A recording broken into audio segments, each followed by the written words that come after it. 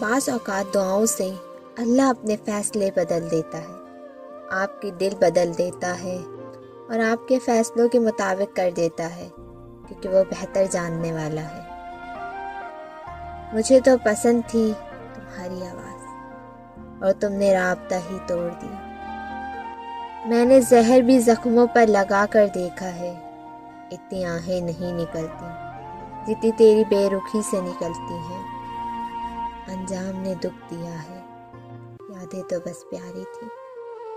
کوئی تھک چکا ہے سفر سے، کوئی ہار چکا ہے خود سے۔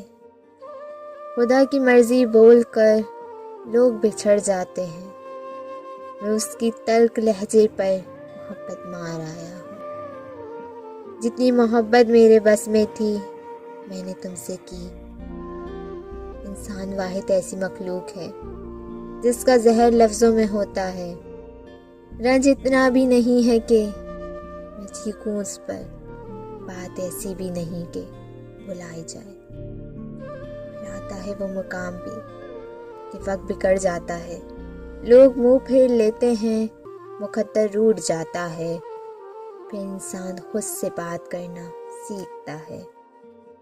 خود سے باتیں کرتے کرتے اللہ سے باتیں کرنے لگتا ہے، اور جب گفتگو میں اس کی ذات شامل ہو جائے تو ہر الفاظ میں اس کی ہر ہاں بھی میٹھی لگنے لگتی ہے، اور پھر وقت سدھرنے لگتا ہے، لوگ قریب آنے لگتے ہیں، مقدر بننے لگتا ہے، مگر تب ان سب کی طلب ہی نہیں رہتی۔